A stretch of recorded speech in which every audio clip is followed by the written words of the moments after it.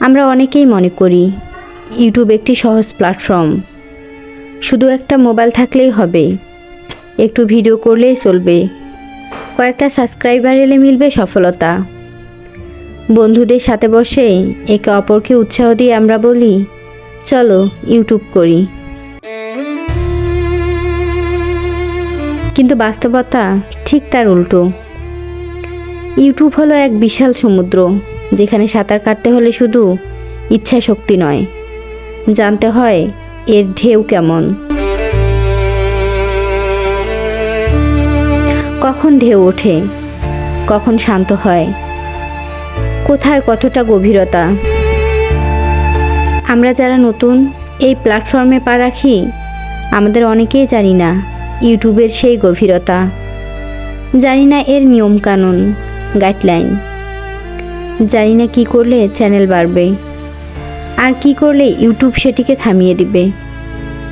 অনেক সময় আমরা কাজ শুরু করি উৎসাহে, কিন্তু শেষ করি হতাশায়, কারণ আমরা জানি না ইউটিউবে টিকে থাকতে হলে কেবল ভিডিও বানানোই যথেষ্ট নয়। ইউটিউবকে জানতে হয়, তার নিয়মকানুন মেনে চলতে হয়। এই না জানার কারণেই অনেকে চ্যানেলের স্ট্রাইক খায়, মনিটাইজেশন বন্ধ হয়ে যায় বা চ্যানেলেই চিরতরে বন্ধ হয়ে যায়। স্বপ্নের সেই চ্যানেলটা, যেটাকে আমরা ঘর বানানোর মতো করে গড়েছি, এক মুহূর্তে ভেঙে পড়ে। তখন বুকের ভেতরে যে ঝড় ওঠে, সেটা কেবল সেই মানুষটাই বোঝে যে সত্যি পরিশ্রম করেছে। বন্ধুরা, আমরা অনেকেই চাই দ্রুত সফল হতে, চাই কম সময়ে কম কষ্টে ফলাফল পেতে, কিন্তু ইউটিউবের এই যাত্রাটা কোনো ছোট রাস্তা নয়। এটা একটা দীর্ঘ, কঠিন এবং ধারাবাহিক পরিশ্রমের পথ। একটি চ্যানেলকে দাঁড় করানো অনেকটা একটি সন্তানের মতো।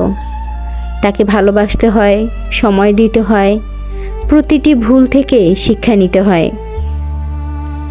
দিনে দিনে, রাতে রাতে, অনিদ্রা চোখে ক্যামেরার সামনে বসে, কোনো দিন খালি পেটে কাটিয়ে, তখনই তৈরি হয় একটি চ্যানেলের আত্মা।